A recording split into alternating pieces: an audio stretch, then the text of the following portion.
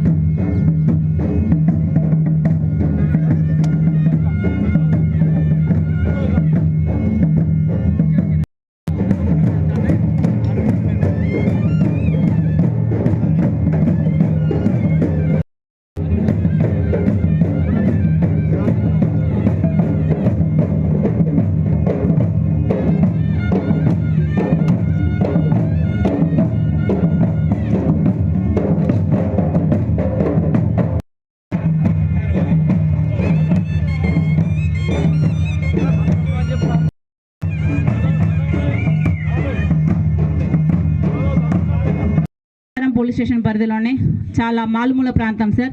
ఇక్కడ చాలా వరకు మన ఆదివాసులు చాలామంది ఉంటారు సార్. ఎక్కువ గోండు, కోలమ్స్, నాయకపాడు, పర్దాన్ ఈ 4 జాతి వాళ్ళు ఎక్కువగా ఉంటారు సార్. వీళ్ళు చాలా వెనుకబడి ఉన్నారు సార్.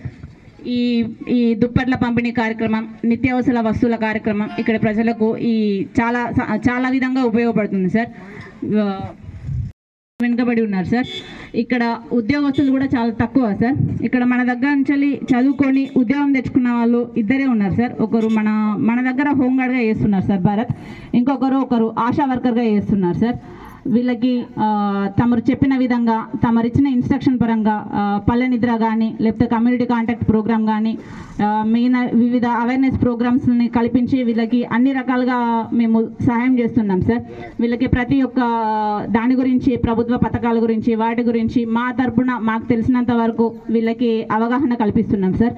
అదేవిధంగా సైబర్ క్రైమ్స్ గురించి, షీ టీమ్స్ గురించి, 100 డయల్స్ గురించి, ఈ మధ్య జరుగుతున్న సైబర్ నేరాల గురించి ప్రతి ఒక్క దాని గురించి మా వంతు ప్రయత్నంగా మేము వాళ్ళకి తగిన అవగాహన కల్పిస్తున్నాం సార్. మీరు ఎంత బిజీగా ఉన్నా మా కోసం సమయం కేటాయించి ఇంత దూరం వచ్చి మా కోసం మీరు ఇంత దూరం వచ్చినందుకు చాలా ధన్యవాదాలు సార్. సౌజన్యంతో మా పోలీసుల ఆధ్వర్యంలో అందరికీ నిత్యావసర వస్తువులు ఉండాలి. ఈ చలికి కొద్దిగా అడవి ప్రాంతాల్లో ఉంటారు కాబట్టి వాళ్ళకు కొన్ని కొనుక్కునే అవకాశాలు తక్కువ ఉంటాయి. దాని గురించి ఈ కార్యక్రమం ఏర్పరిచిన రెడ్ క్రాస్ సొసైటీ వారి గారికి మరియు ఈ ప్రోగ్రాంకి ముఖ్య అతిథిగా వచ్చిన మా మంచిర్యాల జిల్లా డీసీపీ గారు భాస్కర్ ఐపీఎస్ గారికి మరియు మా ఏసీపీ గారికి, మా ఇద్దరు ఎస్ఐలకు, red cross society committee members Sharath గారికి, మరి అభినవ్, సంతోష్, లక్ష్మణ్ గారికి, ఈ వంశం చెందిన వాళ్ళు మీరు ఏదో బయట సమాజానికి దూరం ఉన్నంత మాత్రాన మీకు ఏం తెలియని కాదు. అసలు చరిత్ర పుట్టిందే మీతోటి. మీరు అడవిలో జీవించి అడవినే తల్లిగా, వాతావరణాన్నే మీ మొత్తం ఉండే ఒడిగా జీవిస్తున్నారు. మీరు పంటలు ఈ మాలాగా, మిగతా వారిలాగా ఈ ఏదైతే యూరియా అలాంటి పెస్టిసైడ్స్ వాడకుండా పోడు వ్యవసాయం చేసి స్వచ్ఛమైన ఫుడ్ తీసుకొని జీవించిన వారు మీరు అంత గతంలో ఉన్నట్టు అలాగనే అడవిలో ఉంటే ఇప్పుడున్న పరిస్థితిలో రోజు పెరుగుతున్న మనకున్న సైంటిఫిక్ విధంగా మీకు రీచ్ అయితే లేదు. దాన్ని రీచ్ కావాలి, మీకు అవగాహన కల్పిస్తూ మీకు కొన్ని ఇబ్బందులను మా ద్వారా కానీ కొన్ని సంస్థల ద్వారా కానీ మీకు ఇస్తూ అవగాహన కల్పించాలనే ఉద్దేశంతో ఈ ప్రోగ్రాం ఏర్పాటు చేసింది. ఈ ప్రోగ్రాంలో మీరు తీసుకొని మీ పిల్లలను ఎడ్యుకేషన్కు అనుకూలంగా ముందుకు తీసుకొచ్చి మిమ్మల్ని అందరినీ సమాజంలో భాగం చేయాలనే ఉద్దేశంతో ఇలాంటి ప్రోగ్రాం చేయడం జరుగుతుంది. ఇలా ఈ ప్రోగ్రాంకి మాకు సహకరించిన రెడ్ క్రాస్ సొసైటీ సభ్యులకు అందరికీ కృతజ్ఞతలు జరుపుతున్నాను. నేను విద్యాభారతి స్కూల్ కాలేజీలు వినుంటారు మీరు. సురభి ఫంక్షన్ హాల్ కానివ్వండి, సురభి ఇవన్నీ కూడా తిరిగిన వాడిని. అయితే ఇండియన్ రెడ్ క్రాస్ సొసైటీ ద్వారా ఈరోజు ఈ కార్యక్రమానికి ముందుగా అనుమతినిచ్చినటువంటి మన తాండూరు సర్కిల్ సిబ్బంది అందరికీ కూడా ధన్యవాదాలు తెలియజేస్తున్నాను. సిఐ గారికి ఈ విషయం తెలియజేయడం జరిగింది. ఇలా మనకు రెడ్ క్రాస్ నుంచి మెటీరియల్ ఉంది సార్, వాటిని సరైన ప్లేస్లోకి డిస్ట్రిబ్యూట్ చేయాలంటే మీ కోఆపరేషన్ కావాలి సార్ అని చెప్పాము. ఎక్కడైతే నీడి ఉందో అక్కడే మీరు సజెస్ట్ చేయండి అని సార్కి చెప్పడం జరిగింది. వెంటనే సార్ ఈ ఏరియాలో నీడ్ ఉందని సార్ వాళ్ళే సొంతగా కష్టపడి లిస్ట్ ప్రిపేర్ చేసి only we got the material but మిగతా అన్ని వాటిని వారు కేర్ తీసుకొని లిస్ట్ తయారు చేసి వారు ముందుకు రావడం జరిగింది. So Indian red cross society Mancherial branch గురించి నేను 2 మాటలు చెప్తాను. ఇండియన్ రెడ్ క్రాస్ సొసైటీ మంచిర్యాలలో 2004లో ప్రారంభమైందండి. ఇది ఒక స్వచ్ఛంద సంస్థ. దీనికి జాతీయ స్థాయిలో అయితే మన ప్రెసిడెంట్ ఆఫ్ ఇండియా గారు, రాష్ట్ర స్థాయిలో అయితే గవర్నర్ గారు, జిల్లా స్థాయిలో అయితే మన జిల్లా కలెక్టర్ గారు అధ్యక్షులుగా ఉంటారు. వారి తర్వాత కమిటీలు ఉంటాయి. సో అదేవిధంగా మంచిర్యాల జిల్లా కమిటీ ఆధ్వర్యంలో మంచిర్యాల గవర్నమెంట్ హాస్పిటల్లో మీరు ఎప్పుడైనా రక్తం కోసం వెళ్ళినప్పుడు ఒక బ్లడ్ బ్యాంక్ ఉందండి. అది Indian red cross blood bank. మా రెడ్ అంటే మనందరికీ సంబంధించినటువంటి బ్లడ్ బ్యాంక్ ఉంది. అదేవిధంగా మంచిర్యాలలోనే తొల్లవాగు దగ్గర మాకు ఒక అనాథాశ్రమము, పిల్లలకు, వృద్ధులకు మరియు అనాథ పిల్లలకు సంబంధించినటువంటి అనాథాశ్రమం కూడా ఉంది. దాదాపు అది ఒక 1.5 ఎకరం ప్లేస్లో ఉంది. దానికి రామోజీ ఫౌండేషన్ వాళ్ళు, రామోజీ మనకి ఈనాడు పేపర్కి సంబంధించినటువంటి రామోజీ ఫౌండేషన్ వారు సుమారు 1.5 కోట్ల రూపాయలతోటి మంచి భవనం కూడా కట్టించారు. అంతకుముందు కూడా కొందరు దాతలు ముందుకొచ్చి బిల్డింగ్ ఇచ్చారు. అక్కడ దాదాపు ఒక 60 నుంచి 70 మంది వృద్ధులు మరియు అనాథ పిల్లలు అక్కడే ఉంటూ అక్కడే వారికి భోజన వసతి, తర్వాత పిల్లలకు చదువుకోవడానికి కూడా వసతిని ఏర్పాటు చేయడం జరిగింది. తర్వాత మన Indian red cross blood bank Mancherial సెంటర్లో ఉన్నటువంటి రెడ్ క్రాస్ బ్లడ్ బ్యాంక్ ద్వారా మనము సుమారు 1000 మందికి పైగా తలసీమియా, సికిల్ సెల్ పిల్లలు ఉన్నారండి మన దగ్గర రిజిస్టర్ అయ్యి. తలసేమియా, సికిల్ సెల్కి సంబంధించినటువంటి ఇది ఒక రకమైన వ్యాధి. వీరిలో రక్తం అనేది ఉత్పత్తి కాదు. వాళ్ళ జెనెటికల్ ప్రాబ్లం వల్ల ఏంటంటే వాళ్ళ లోపల రక్తం అనేది ఉత్పత్తి కాదు. మనకందరికి కూడా రక్తము ఒకవేళ లాస్ అయినా మళ్ళీ మన బాడీలో తయారవుతుంటుంది. కానీ కొన్ని జెనెటికల్ రీజన్స్ వల్ల వాళ్ళ బాడీలో రక్తం అనేది ఫామ్ కాదు. వాళ్ళకి ప్రతి 15 రోజులకు ఒకసారి ఒక యూనిట్ బ్లడ్ మనం అందించాల్సి ఉంటుంది. అలాంటి క్లిష్టమైనటువంటి కార్యక్రమాన్ని మేము ఇండియన్ రెడ్ క్రాస్ ద్వారా కొన్ని సంవత్సరాలుగా సక్సెస్ఫుల్గా చేస్తున్నాము. తర్వాత గవర్నమెంట్ హాస్పిటల్స్కి వచ్చే పేషెంట్స్కి ఉచితంగా ఇస్తున్నాము. అదేవిధంగా ఎవరైనా నీడీ పేషెంట్స్ ప్రైవేట్ హాస్పిటల్లో జాయిన్ అయినటువంటి వాళ్ళు కానీ, యాక్సిడెంట్స్ కానీ, ఈ కేసెస్ అన్నింటిలో కూడా మనము ప్రతి నెల దాదాపు ఒక 1000 యూనిట్ల వరకు మనము సప్లై చేయగలుగుతున్నాం. అదంతా కూడా మనకు ఉన్నటువంటి చుట్టుపక్కల ఉన్నటువంటి యువకులు, స్వచ్ఛంద సంస్థలు ముందుకొచ్చి రక్తదాన శిబిరాలు నిర్వహించడం వల్ల, మరీ ముఖ్యంగా 2 వ్యక్తుల గురించి, ఈ 2 సంస్థల గురించి ప్రత్యేకంగా చెప్పాలి. ఒకటి సింగరేణి వారు, రెండోది పోలీస్ వారు. గత అక్టోబర్లో జరిగినటువంటి పోలీస్ అమరవీరుల వారోత్సవాల్లో కూడా పెద్ద మొత్తంలో బ్లడ్ డొనేషన్ క్యాంప్స్ కండక్ట్ చేయడం జరిగింది. మేము సార్ని కూడా ఎస్ సార్, బెల్లంపల్లిలో 200, మంచిర్యాలలో 150+, అంటే అన్ని చోట్ల కూడా వాళ్ళు బ్లడ్ డొనేట్ చేయడం జరిగింది. అంటే వాళ్ళు పోలీసులు వాళ్ళ యొక్క విధి నిర్వహణలో భాగంగా ఎంతో ఇబ్బందిగా, ఎంతో కష్టం, అంటే డే అండ్ నైట్ డ్యూటీ చేస్తూ కూడా వాళ్ళు స్టిల్ ఒక సోషల్ యాక్టివిటీలో వాళ్ళు కూడా ముందుకొచ్చి ఈ అమరవీరుల వారోత్సవాల సందర్భంగా, తర్వాత చాలా సందర్భాల్లో కూడా గతంలో కూడా అనేక సందర్భాలలో రికార్డులు ఉన్నాయి. యాక్చువల్గా చెప్పాలంటే పెద్దపల్లిలో జరిగిన క్యాంపు కానివ్వండి, లేదంటే బెల్లంపల్లిలో కూడా గతంలో చాలా పెద్ద పెద్ద క్యాంపులు 2000-6000 యూనిట్లతోటి కూడా వాళ్ళు క్యాంప్స్ ఇవ్వడం జరిగింది. ఈ రకంగా వాళ్ళు కూడా ముందుకొచ్చి సింగరేణి సంస్థ, ఎంవిటిసి మందమరి ద్వారా, తర్వాత శ్రీరాంపూర్ ద్వారా వివిధ ప్లేసెస్లో కంటిన్యూస్గా బ్లడ్ డొనేషన్ క్యాంప్స్ నడవడం వల్ల రక్త నిల్వలు అనేవి తగ్గకుండా, ఇప్పుడు కూడా షార్టేజ్ ఉన్నాయి, అవి ఎప్పుడు షార్టేజ్ ఉంటాయి, మేము ఎవరినో ఒకరిని అడుగుతూనే ఉంటాం. ఇప్పుడు మనకి రోడ్డు భద్రతా వారోత్సవాలకు సంబంధించినటువంటివి స్టార్ట్ అయినాయి. డిటిఓ గారిని కలవడం జరిగింది. ఉంటారు సార్, ఆయనకు మేము అనుకున్నాము ప్రజలకి, ట్రైబల్స్కి, ముఖ్యంగా ఆదివాసులకి ఏదో ఒకటి మనం చేయాలని ఒక మానవతా దృక్పథంతో ఆలోచించడం జరిగింది. ఇప్పుడు చలికాలం కాబట్టి మీరంతా అటవీ ప్రాంతంలో ఉంటున్నారు కాబట్టి విపరీతంగా చలి ఉన్నది అని మనం ఫస్ట్ మేము కొన్ని బ్లాంకెట్స్ వీలైనంత వరకు పేదవాళ్ళకి పంచాలన్నటువంటి ఒక ఆలోచన వచ్చింది. దాన్ని మా అధికారులు, మా డీసీపీ గారు, సిపి గారికి దృష్టిలో పెట్టి వారి యొక్క పర్మిషన్ తీసుకొని ఈరోజు ఈ కార్యక్రమాన్ని చేపట్టడం జరిగింది. దానికి పూర్తి సహాయ సహకారాలు అందించి వాటన్నిటినీ మాకు ఇచ్చినటువంటి రెడ్ క్రాస్ సొసైటీ వారికి ధన్యవాదాలు. ఈ కార్యక్రమంలో ఈ బ్లాంకెట్స్ ఇవన్నీ ఉన్నాయి, మీ అందరూ వాటికి ఆల్రెడీ లిస్టు ప్రిపేర్ అయింది, మేము ఇస్తాము, వాటిని సద్వినియోగం చేసుకోండి. అలాగే ఈ సందర్భంగా ఒకటి నేను చెప్పదలుచుకున్నా, రీసెంట్లీ కూడా దేవాపూర్ పోలీస్ స్టేషన్ లిమిట్స్లో ఒక పాత తిమ్మాపూర్ అని, అక్కడ ఆదివాసీ గోండు కులం వారికి కూడా మేము ఈ బ్లాంకెట్స్ను పంపిణీ చేయడం జరిగింది. వారితోటి సహపంక్తి భోజనం కూడా చేయడం జరిగింది. అంటే మాకు ఎందుకో మరి మీరంటే మాకు ప్రత్యేకమైన అభిమానము. నేను గతంలో జైనూరు సిఐగా 2.5 సంవత్సరాలు పనిచేసిన, పనిచేశారు గతంలో. ఆదివాసులు అంటే మాకు తినలేని ప్రేమ. నేను అక్కడ ఉన్నప్పుడు ప్రతిరోజు ఆ జైనూరు, సిర్పూరియు, లింగాపూర్లో ఉన్నటువంటి హాస్టల్స్ ఎట్లా రన్ అవుతున్నాయి, పిల్లలు ఎట్లా చదువుతున్నారు, తర్వాత వాళ్ళు ఏం పంటలు వేస్తున్నారు, వాళ్ళ యొక్క జీవన విధానం ఏంది అనేది నేను ఎప్పుడు తెలుసుకునేవాడిని. కాబట్టి అదేవిధంగా ఇక్కడ కూడా నేను ఏదైనా ఒకటి చేయాలి వాళ్ళ కోసం అని చెప్పేసి మొన్న వారం రోజుల క్రితం ఒక ప్రోగ్రాము, తర్వాత ఈరోజు చేయడం జరుగుతుంది.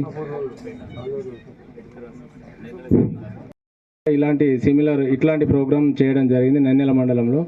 అట్లాగే మీకు ఒకటి నేను సవినయంగా మీకు కోరుతున్నాను, ఏంటంటే మీరు పిల్లలు ఇప్పటికి కూడా విద్యలో బాగా వెనుకబడి ఉన్నారు. దయచేసి ఈ గవర్నమెంటు స్కూల్స్, హాస్టల్స్ ఉన్నాయి, వాటిని సద్వినియోగం చేసుకోవాలి. ఇప్పుడు మీ ముత్తాతలు, తాతలు, తండ్రులు కాడ నుంచి వ్యవస్థలో పెద్దగా ఆశించినంత మార్పు లేదు. మనకు చదువుకుంటేనే మనం నాగరికంగా డెవలప్ అవుతాము. తర్వాత సమాజంలో మార్పులను కూడా గమనించి మార్పులకు అనుగుణంగా మనం కూడా మారే అవకాశం ఉంటుంది. ప్రభుత్వము ప్రవేశపెట్టినటువంటి ఏమేమి పథకాలు ఉన్నాయి, ఏమేమి స్కీమ్స్ ఉన్నాయి, వాటిని మనం అర్థం చేసుకోగలుగుతాం. ఎప్పుడు అర్థం చేసుకోగలుగుతాం?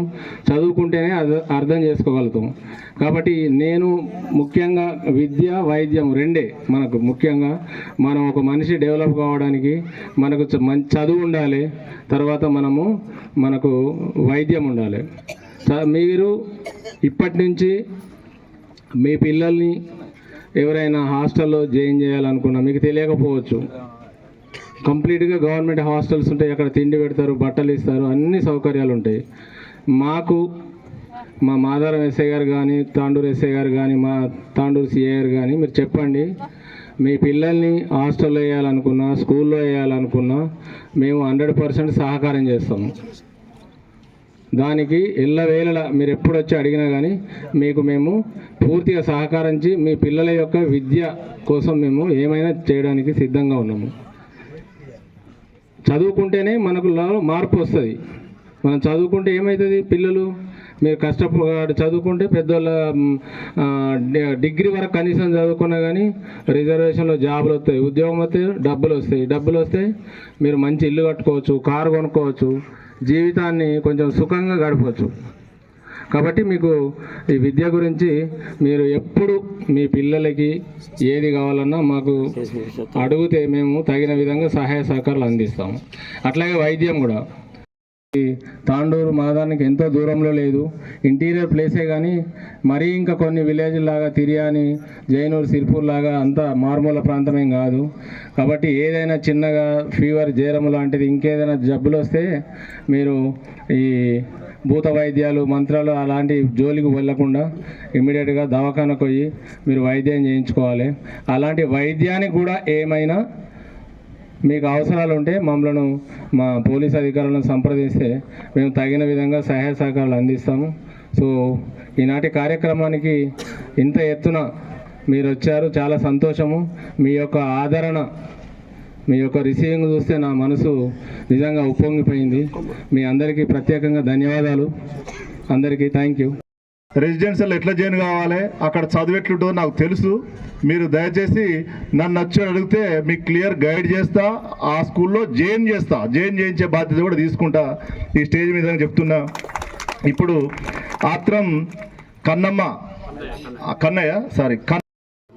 ఆపద కాలంలో ఆదుకుంటారు. ఏదైనా సహాయ సహకారాలు కూడా స్వచ్ఛంద సంస్థల ద్వారా ముందుగా గిరిజనులకి పంచిపెట్టడం జరుగుతుంది. ముఖ్యంగా ఈ వేదిక నుంచి నేను చెప్పుకోదలిచింది, మా గ్రామంలో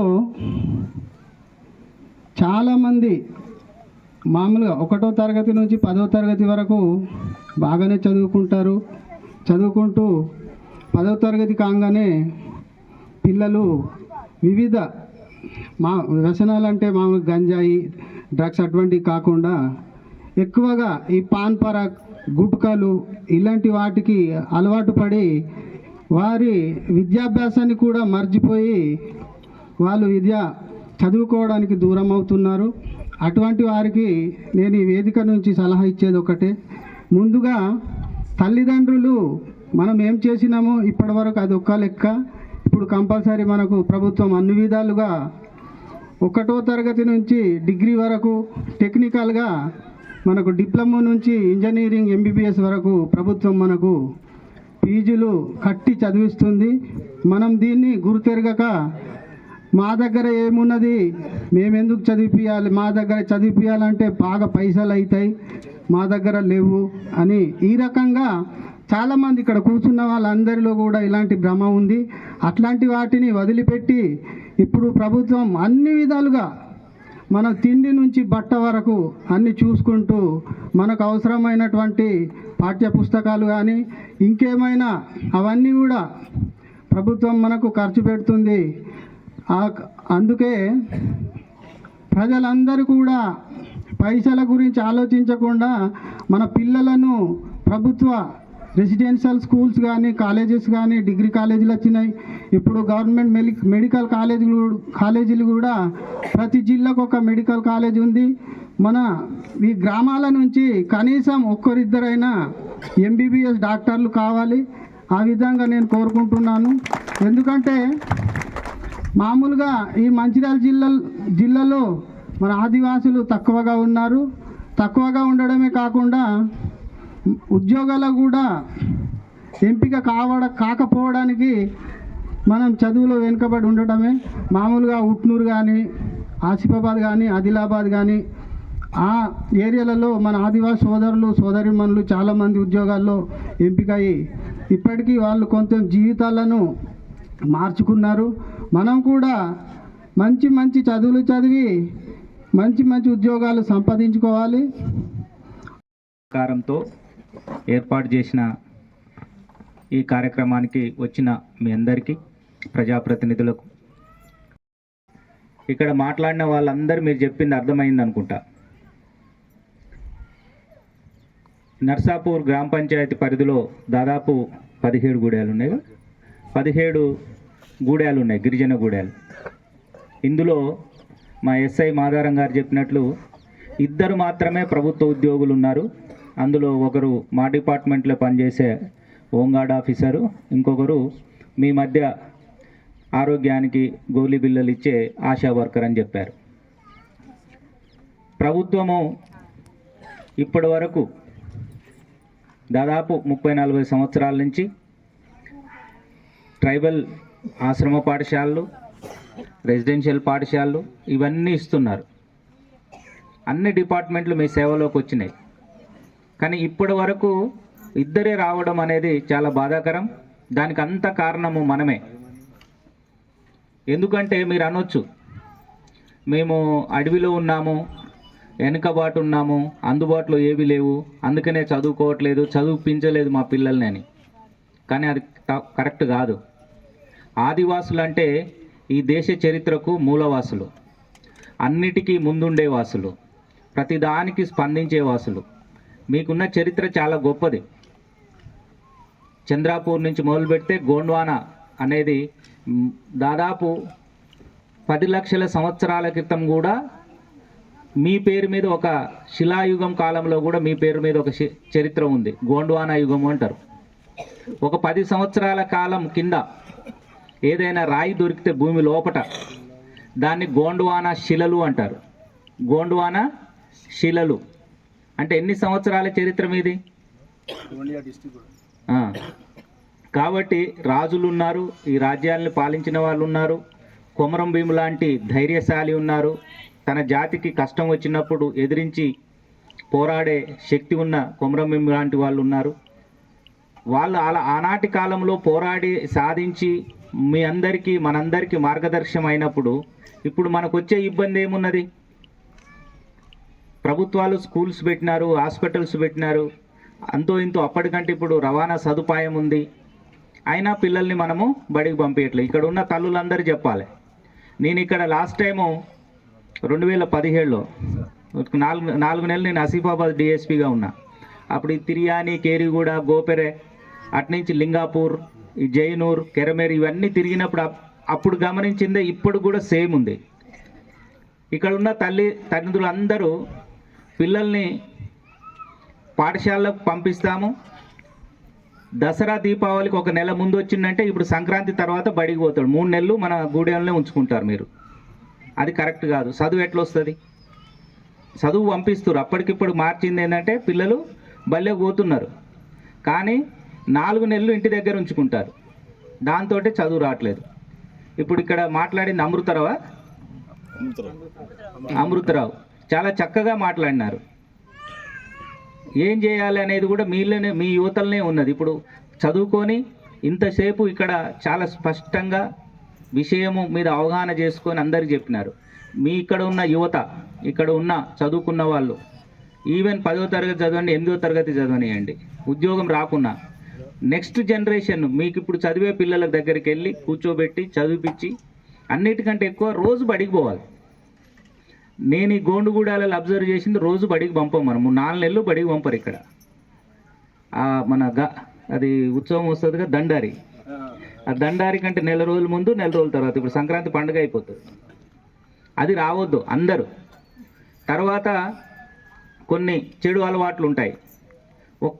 ఒక్క జనరేషన్ అంటే ఒక్క తరం, ఒక్క తల్లి తండ్రి మా పిల్లవాడిని పైకి తీసుకురావాలని ఒక్క పిల్లవాడిని మీరు కుటుంబంలో పైకి తీసుకొస్తే మీ కుటుంబంలో నా గూడె మొత్తము అభివృద్ధి చెందుతుంది. ఇంకా మళ్ళీ ఇంకోళ్ళు చెప్పాల్సిన అవసరం ఉండదు. వాళ్ళని చూసుకొని మిగతా వాళ్ళు చదువుతారు.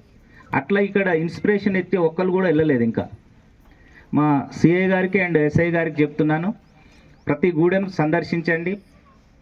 10వ తరగతి, 8వ తరగతి, 7వ తరగతి నుంచి బాగా చదివే పిల్లలు ఒక 2-3 నన్ను ఐడెంటిఫై చేసి నేమ్స్ రాసుకొని వాళ్ళని మనము కంటిన్యూషన్ ఫాలో చేయండి. మనము ఉద్యోగంలో ట్రాన్స్ఫర్లు సహజమైనప్పుడు కూడా పోలీస్ స్టేషన్లో లిస్ట్ పెట్టండి. చేస్తే నెక్స్ట్ వచ్చే ఎస్ఐ గారు కూడా, నెక్స్ట్ వచ్చే సిఐ గారు కూడా ఆ పిల్లల్ని ఆ పిల్లలకు చెప్పే స్కూల్ హెడ్ మాస్టరు, టీచర్లతోటి కాంటాక్ట్లు ఉంటే ఏ రోజైనా పిల్లవాళ్ళు చదివే పిల్లవాళ్ళు, నేను అందరికీ చేయాలి అది, కానీ అందరినీ చేయలేము కాబట్టి గూడానికి ఒకళ్ళిద్దరు అట్లయితే ఒక 10 మంది 20 మంది అవుతారు. ఆ 20 మందిలో రాబోయే 3-4 సంవత్సరాల్లో మనం వెళ్ళిపోయినా కూడా నెక్స్ట్ వచ్చే వాళ్ళ టైంలో ఒక్కరిని ఒక ఉద్యోగస్తుని చేసినా కానీ ఈ సభకు సార్థకత చేకూరుతుంది, ఈ ఊర్లే బాగుపడిపోతాయి. అట్లా ఒక 4 సంవత్సరాలు 5 సంవత్సరాలు పెట్టుకుంటే ఒక 2 ఆఫీసర్లు మారుతారు, ఖచ్చితంగా మాత్రం రిజల్ట్ వస్తుంది. ఒక్కరు వచ్చిందనుకోండి, వాడిని చూసి ఈ 17 గ్రామాల గూడెల ప్రజలు ఖచ్చితంగా చదువుతారు, నువ్వు వద్దన్నా కానీ చదువుకుంటారు. కాబట్టి ఇక్కడ ఉన్న అమ్మలు అందరూ చదివిస్తారా? పిల్లల్ని చదివిస్తారా? ఇప్పుడు ఇక్కడ ఇంటి దగ్గర ఉర్రా, హాస్టల్ ఉర్రా? ఎంతమంది ఉర్రా మా పిల్లలు నీకు? 3 ఏం చదువుకుంటున్నారు? 8వ తరగతి. గుడ్. అమ్మాయి ఎక్కడుంది? హాస్టల్ ఉందా? పెళ్లి చేస్తావా చదివిస్తావా? ఎంతవరకు చదివిస్తావు?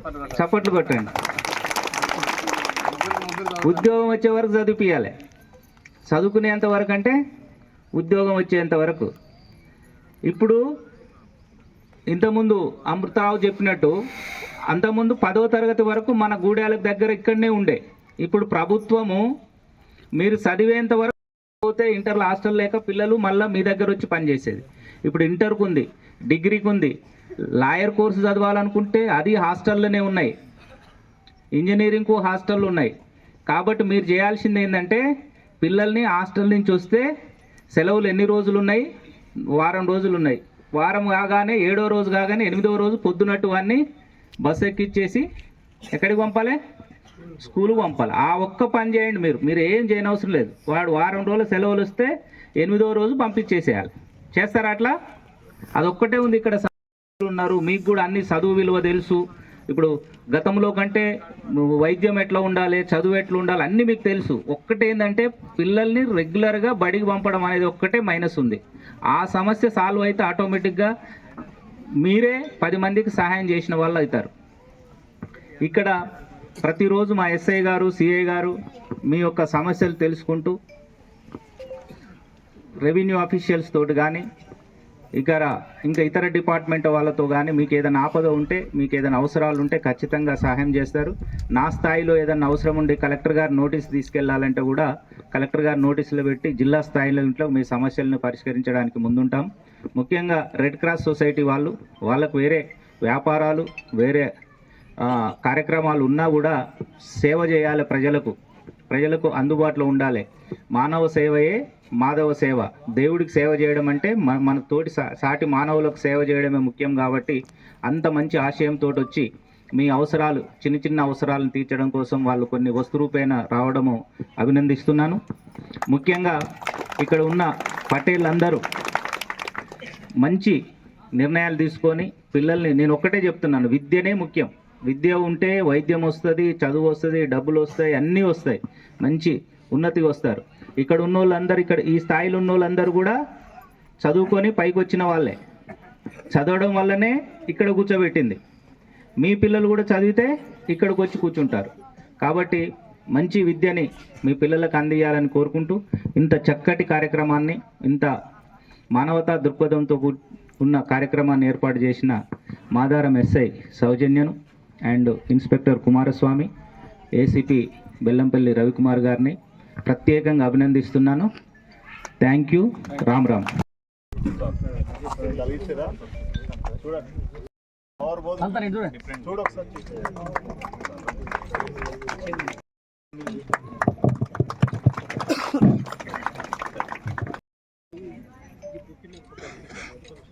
ఓకే.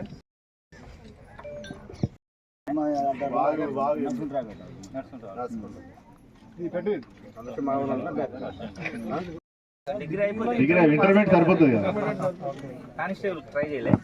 చేసిన కదా సార్. అప్పుడు కర్నూలు చేసిన కన్నా ట్రైనింగ్ పోయినప్పుడు కోచింగ్ పోయినా.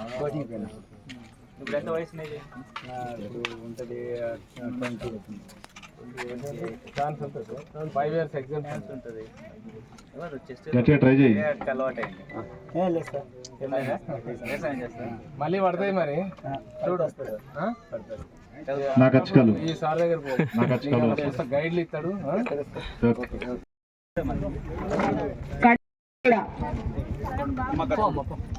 మాన్నేని పోసక్క, గంపలపల్లి. అట్లే వెళ్ళు పట్టుకొని వెళ్ళలేదు సోయం గోవింద్ భీమ్గూడ. ఓ అమ్మ గిటు కనవాడు సోయం గోవింద్ భీమ్గూడ. కుర్సెంగ నేతుబాయ్ దొడ్డిగూడ.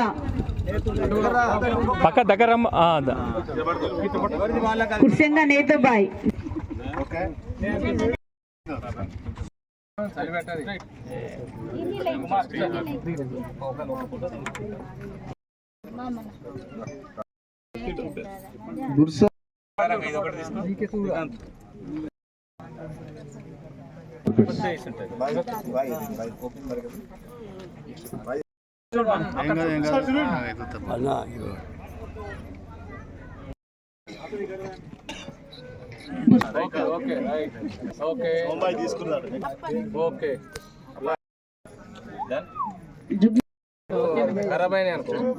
జుగ్నాక తిరుపతి జైతగూడ.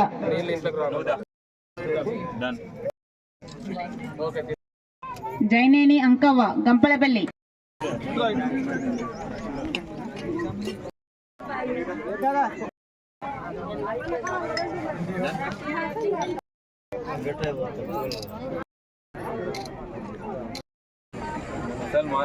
భోజనాలు చేయకుండా పోతున్నా సార్ ఒకసారి.